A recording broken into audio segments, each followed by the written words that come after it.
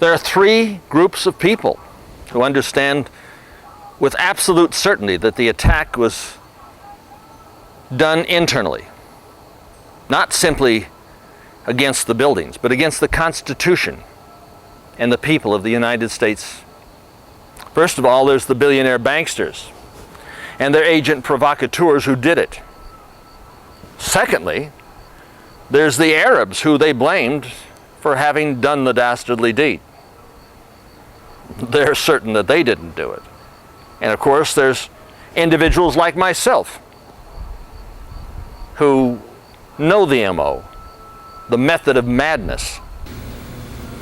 I listened and watched TV for 3 months and decided I wanted questions answered. And I thought to myself, our country is supposed to be the best, the strongest, has the most sophisticated air defense. What happened? My husband was in the Air Force 4 years and protected our soil, and he died on our soil. I want to know. They turned around and took my wrongful death lawsuit, turned it into a negligence, and put it with the rest of them. I want answers. So I don't feel I'm going to get a true answer because TSA, Transportation of Safety Aviation, Department of Justice, all of them came in and blocked all evidence. That doesn't go because I grew up old-fashioned, tell the truth, no matter if it hurts, no matter who's guilty. One murder, 3,000 murders, we have a right to know what happened. We, to this day, we don't know what happened. Howard Dean recently seemed to muse aloud whether you had advanced knowledge of 9/11. Yeah. There's time for politics. And, it's time for politics. And, it's an absurd insinuation. All the evidence leads not in a very nice area. They won't give us any answers. A lot of the families that you're not hearing from are medicated. They tried to trick me, and I wouldn't buy that. I want to be a clear mind, clear thinking. I want to be able to ask questions and get answers, and I'm not getting anywhere. 2 years after 9/11, the Republican chairman of the commission investigating the attacks is now saying they could have and should have been prevented. Tom Kean, appointed by President Bush, has told CBS News, quote, "I do not believe it had to happen." Krista Breitweiser is a 9/11 widow who fought for the creation of the Independent Commission on the 9/11 attacks. Thanks for coming back. The same topic as always. Could this have been prevented? What do you know now, thanks to what Tom Kean had to say? Well, I mean, I think it doesn't come as a surprise that he stated that 9/11 could have been prevented. I think what is a surprise is that he did, in fact, come out and acknowledge that people should be held accountable.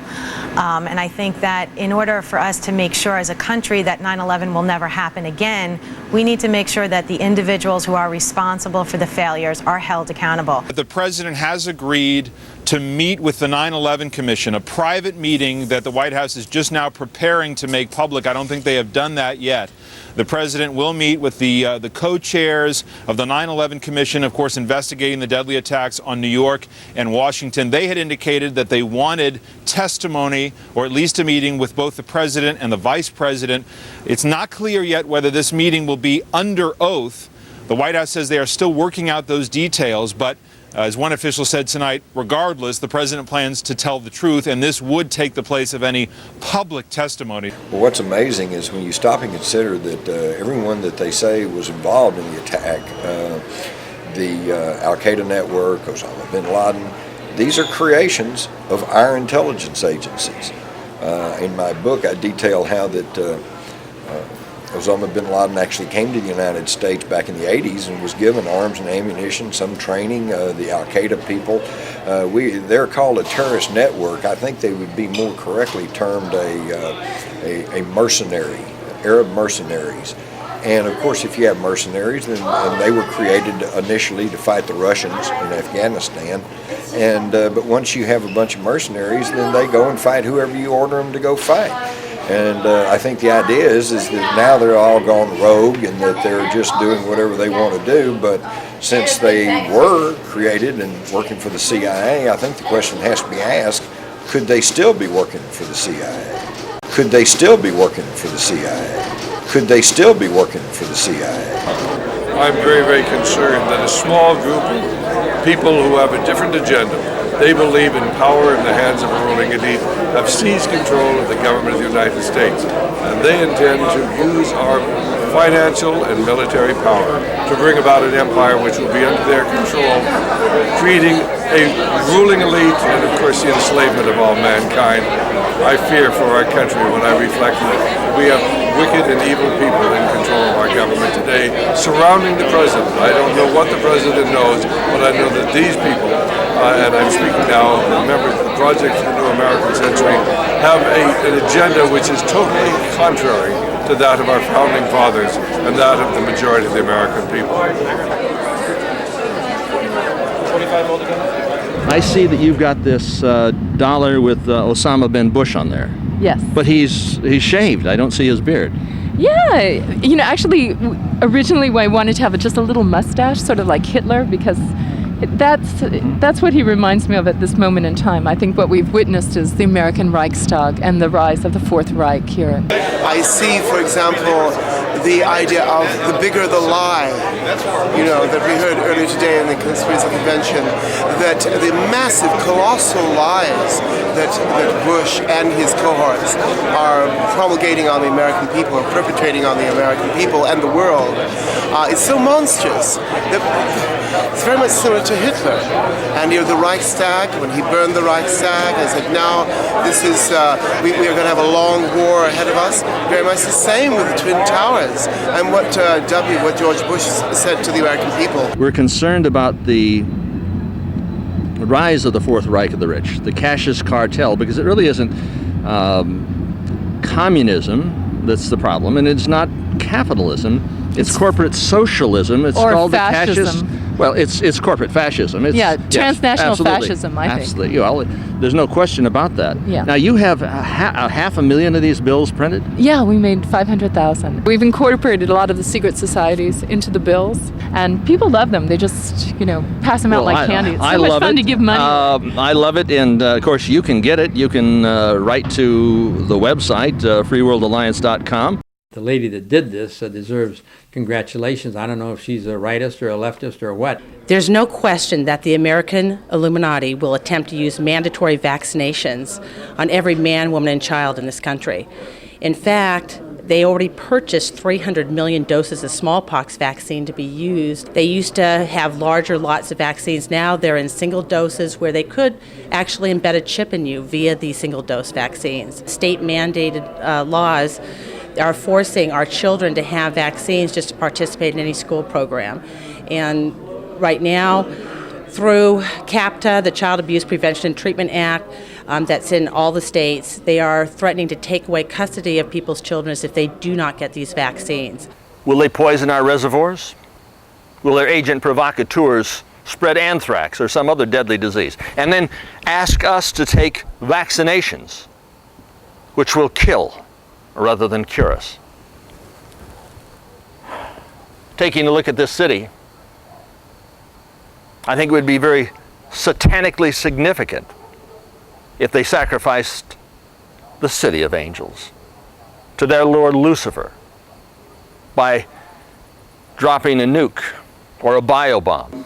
I can't imagine what form it might take, perhaps chemical and biological. There could be a detonation of a Hiroshima-type bomb.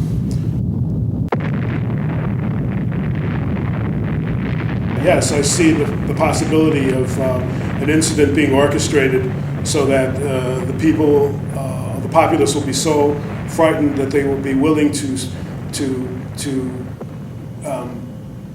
transfer power from the people who are the government to the president, who would become more or less a dictator. And this is, I mean, traditionally and historically, this has happened in many societies. People will often sacrifice individual freedom in order for the feeling of being secure, the false sense of being secure. The World Trade Center in Oklahoma City done to bring about legislation that would transfer power from the people to the president and the police? This is usually always the case. For people who have a difficult time accepting the notion that their own elected government officials are responsible for creating things like the Oklahoma City bomb or 9/11, you can't accept that proposition, then you certainly have to concede the idea that once these things happen, then the state power exploits them and uses it to consolidate it and expand its own power. That's the whole point of the Patriot Act. It's the whole point is every time after one of these things happens, there's a clampdown by authorities, there's a pulling back of the civil rights and the liberties of Americans. The Bush administration is not an administration for this country. It is not for this country. It's all a secret administration. When it tells our Congress that they have to approve something he wants put through, but they're not allowed to read it, like with the Patriots Act, there's something rotten in Denmark. And it's right here in our nation. And anybody that can buy the fact that when a golfer is gone for 15 minutes, that our fleet can be right out there flying alongside of them. But they got 4 planes that they can't find, and my goodness, they can't send any planes out for them. I tell you what, a person who believes that this wasn't set up by our own government is an idiot. Certainly we know that the plan for the Office of Homeland Security was drawn up at least a year before the terrorist attack, and that would be in the report, the Phase 3 report of the National Commission on Security in the 21st Century. That report was released at least a year before the September 11th attack. And of course, of that commission, that United States Commission, 13 of the 14 members came from the Council on Foreign Relations. We know that the plans were made for the Model State Emergency Health Powers Act at least a year before the attack. And lastly, of course, the legislation, the USA Patriot Act, which was enacted simply 46 days after the terrorist attack. Actually, that introduced much of the legislation that Bill Clinton could not get enacted after the attack on the Murrah building back in 1995. This is Primakov, who's an advisor to America's Homeland Security for George Bush, and he was also a deputy minister for the KGB, and that's really what our country is coming to. We also have Viet Diem, who is the author of the Patriot Act. He is the one that assembled it, and he assembled it mostly before the 9/11 event, because it was 9 days later, on the 20th of September, that Bush ordered the Homeland Security into place. Viet Diem is also a part of the Transition Committee for Arnold Schwarzenegger for the state of California. The state of California, if it was an independent country, would be the 7th largest country in the world. Also in that transition committee are a lot of culprits with ties to George Bush, but one of the most blatant is Willie Brown, who advocated during a radio broadcast and is reproduced in an AP article that he thinks that all towns and cities should be abolished and that the state of California should be run from the capital. I'll read a quote to you about U.S. Attorney General Viet Diem, who wrote Bush's Patriot Act that has taken away the Fourth Amendment and quite a few others. And then I'll give you a quote from Adolf Hitler. Quote, "The government will make use of these powers insofar as they are essential for carrying out the vital necessary measures. The separate existence of federal states will not be done away with. The number of cases in which the internal necessity exists for having recourse to such a law is in itself a limited one." That's Viet Diem. Let's hear from Adolf Hitler here. "The administration will not abuse these far-reaching powers. I think security exists for liberty to flourish, and liberty cannot exist without order and security." Now what I did is I woofed you, because really what one said, what I said Adolf Hitler said, is what Viet Diem said. What Viet Diem said is what Adolf Hitler said. And there is very little difference in intent and in meaning. And that's the problem we're meeting with today. My trick on you is near like the 9/11 trick that they've pulled on all the rest of us, which is vital to not only our freedoms, but our lives. It's time for American citizens to stand up and pay attention to what we're here for and what this country was founded upon and where it could be going if we, each one of us, does not stand up and write our congressmen, our senators, and let them know we are very concerned with what the Patriot Act means. What is it taking away from us concerning homeland security? What are we losing in the Patriot Act? What are we losing in terms of freedom? What are we losing in terms of our spirituality? Taking God out of everything in the country. You know what happens when that happens, I'll tell you. You lose. Make no mistake about this. I think there was a lot of well-intended people that voted for that Patriot Act. And I think that they really felt that they were doing the right thing, and in some cases, many of them still do. Quite frankly, I looked at it just the other way. I think our freedoms are more at peril when we're in danger. And when we feel that we're in danger, we're willing to give up more of our freedom for security and protection. And I think that that's when our long-term liberties are most at risk. The easiest way to gain control of the population is to carry out acts of terror. The public will clamor for such laws if their personal security is threatened. I'm deeply concerned as an American citizen. I know Congressman Dannemeyer has been on the right side a lot of the time. Some of the times I think he's been way out of whack, but I'm about to ask you, do you see the Hitlerization or the Nazization of this nation with the passage of the Homeland Security Act, the Patriot Act, and the Anti-Terrorism Act transferring power from the people to the president and the police as occurred in Nazi Germany? I hope you're wrong, Anthony. I have a lot of confidence in Attorney General of the United States, John Ashbrook. I know him personally. He's a fine Christian gentleman, a person of integrity, a lawyer of ability, and dedicated to doing what's right for America. If what you describe comes about, he'd be a part of it, and I can't believe he'd do that. I hope, as I say, you're wrong. Listen, I hope that I'm wrong, Bill. But I believe I can tell you, believe that I'm right. I share my experience in public life has taught me this: the greatest threat to freedom, and our founding fathers understood this, is government. George Bush has talked about a new world order. Adolf Hitler's book was called the World Order, the New World Order, the one after Mein Kampf. We know that the Bush family has financed Hitler. Do you not in some way see the Nazization of this nation actually coming about? No, I don't, and maybe I'm more naive than you think I am. But I say again, what I see is I see a nation that for the first time, at least in this generation, has experienced an attack on itself and it doesn't quite know how to handle it. In Nazi Germany, the Judgment at Nuremberg movie, which in my opinion is one of the greatest movies ever made because it described what happened to the Attorney General of Nazi Germany. He just lost his integrity to the Nazi Party. I believe that's what's happened with Ashcroft. He has lost his integrity to the New World Order, because take a look at those boys surrounding him. Every single individual, almost without exception, is a member of the Council on Foreign Relations. Founders and many of the main people that are on the center of the Council on Foreign Relations are members of the Skull and Bones.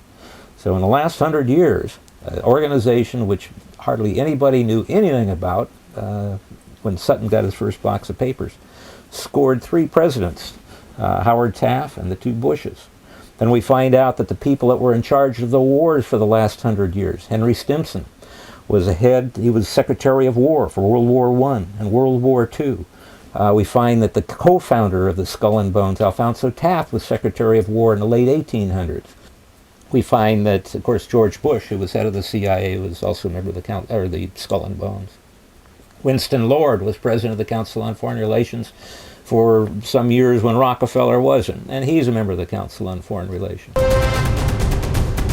These guys from the Skull and Bones have got this election covered like white on rice. Both Scary Carey and George Walker Bush were initiated while laying nude in the coffin at the Skull and Bones. It's heads they win. It's tails you lose. You don't have a chance unless we incite a revelation. Alexandria Robbins, in her book, Secrets of the Tomb, puts it this way. Alexandra Robbins says the cast of the initiation ritual is right out of Harry Potter meets Dracula. There is a devil, a Don Quixote, and a pope.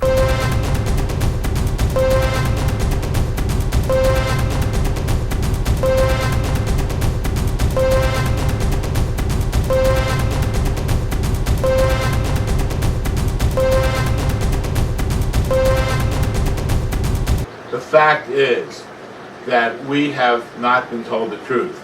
The fact is lies have been told about September 11th. The fact is my client, Ellen Mariani, wants the truth. The fact is that this story will not be released, will not be covered by the mass media. And part of that is the Council of Foreign Relations. We have sued as a defendant in this case because we believe that they're involved also. And that could explain why the media won't cover this, because on the Council of Foreign Relations are the heads of the major newspapers and radio and TV stations in this country. The comparisons between George W. Bush and Adolf Hitler have been made. You've seen them, I've seen them, and they're certainly there. But George W. Bush today has what Adolf Hitler only dreamed of having. George W. Bush has the populace behind him. He has the media control. He has so much more media control, so much more media savage than Adolf Hitler ever dreamed of. Plus, you've also got the surveillance techniques. You've got the DNA for the eugenics. It's all in place today for the Nazization of America. Yes, we are witnessing the Nazification of America, and we have been for many, many years. In one way of looking at it, we lost World War II. We took over the Nazi intelligence network of Reinhard Gehlen, and the Nazi scientists, the slave masters of Nordhausen, became the architects of our own space program. And we continue to see that all of the time. And these patterns of terrorist events are mere reflections of the Reichstag fire. And this whole kind of manipulation of power is very much patterned after the fascism and Nazism that we supposedly fought against in World War II. My book, Painful Questions, provides evidence that both World Trade Center towers and Building 7 were demolished with explosives that were placed in the building before the attack. These three buildings were imploded. They were not brought down by fire or airplanes. Eric, I'm taking a look at a picture of the explosion at the World Trade Center here, and I see debris coming out from the building, shot out from the building, as if there was a massive explosion internally. Is this, in fact, what happened? Well, this is what these photographs are showing. Dust is flying out of the building horizontally in an area of the building that is still structurally sound. It is only after this dust and debris fly out that that portion of the building starts to collapse. It's not the other way around, in which the building collapses and then dust comes out during the collapse. This dust is coming out first. Here's one photograph that shows pieces of the building being thrown out horizontally hundreds of feet away from the building. These buildings are not simply falling down. They're blowing outward horizontally, as if high pressure is inside these buildings, such as from explosives. Well, Eric, we saw in some of the videos a burst coming from one floor and then the next and the next and the next and the next, and it was blowing materials, steel and metal, out from the building as if it was systematically set up as one would destroy a building like the Sands Hotel. It would indicate that it is not only imploded, but that all three buildings, Building 7, the North and South Towers, were imploded. Am I wrong, or is this not the evidence? No, you're correct. And in fact, let me show you one of the pictures that shows that. This photograph is an example of what I'm talking about. It shows a line of dust flying out of the building horizontally, and it goes out in perfect symmetry, one floor at a time. And notice that this portion of the building is structurally intact. We're told that the debris was picked up and shipped overseas to communist China, where you would never ever see it or never be able to use the evidence in a trial against administrators of this government. Is that true? I heard the same thing, that it was sold as scrap metal at a very low price to foreign nations. Now this is a violation of the law. Remember when the space shuttle collapsed and fell down all over the states of Texas and others? You were fined and arrested if you even touched that debris. It's against the law to pick up that debris from the World Trade Center. That was evidence in what happened. And our government sold it and to foreign nations. What happened to the crime scene? They took it away. They shipped it to New Jersey. And then the steel, because if you investigate steel, you could see if there's anything, other components, or what caused the meltdown. The steel has been shipped over to China. It's gone. The FBI furnished the explosives in the 1993 World Trade Center attack, so how can we ignore them in this 2001 attack?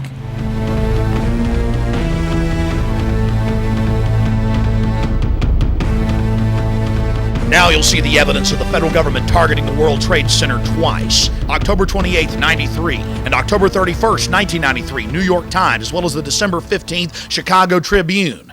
The federal government was actually caught on tape by their informants, ordering them to let the bombing go forward, to cook the bomb, to give the terrorists the detonators, to create yet another crisis, this time to usher in a police state and a war upon the American people. Unlike the Northwoods plan, the FBI actually carried out the attack on the World Trade Center in 1993. They actually hired a retired 43-year-old former Egyptian army officer, Ahmad Salam, and paid him $1 million and gave him real explosives, a detonator, and told him to build a bomb and to give it to the foolish people that he was controlling to allow them to attack the World Trade Center complex.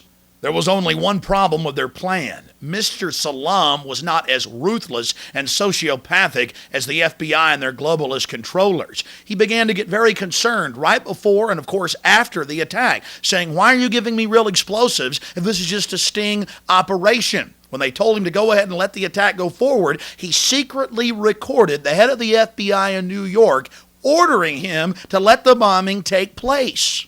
It's very important to understand that all the evidence you just saw is documented, 110%. It is part of the public record. The FBI admits it, but the media wrote a few stories about it. There were a couple of nightly newscasts. It was never heard of again. But unlike Pearl Harbor, where the government allowed the Japanese to attack as a pretext for war, the federal government financed and controlled this attack on the World Trade Center to create a system of anti-terrorism, to sic a homeland security system on the American people. There was only one problem. The drivers of the truck didn't park it up against the main support column as they had been ordered to do by Mr. Salam and the FBI. No, my friends, they parked it about a dozen feet away, and so it didn't bring down the building. And in consequence, they didn't get the massive death toll they needed to create the martial law system they were hell-bent on implementing against our constitutional republic and the American people. To the American people's horror, the feds finished the job on September 11th, 2001.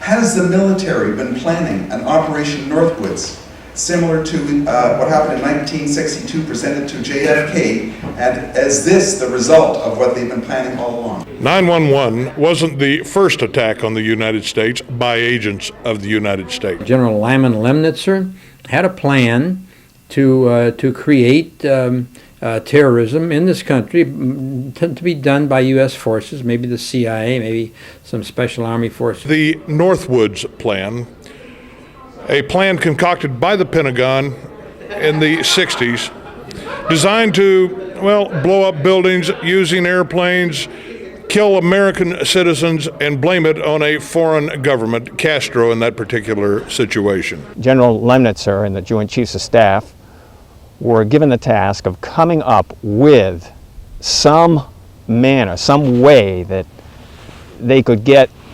justification that the United States was trying to defend itself against the Cuban government, and that the Cuban government was performing acts of terrorism or sabotage or invading the Guantanamo base or sinking U.S. ships or shooting down U.S. planes. The press would conclude that this sabotage was done by Fidel Castro, and it would have justified an invasion of Cuba. 9/11 was exactly that kind of plan. They were going to have hijackings of United States planes by friendly Cubans and make it look as though it were Fidel and the boys who were pulling these hijacks off. Operation Northwoods was a plan designed to use American tax dollars to kill American citizens in order to blame the event on a foreign government, in order to justify us going to war. Let's go to Vietnam, for example. Everyone admits no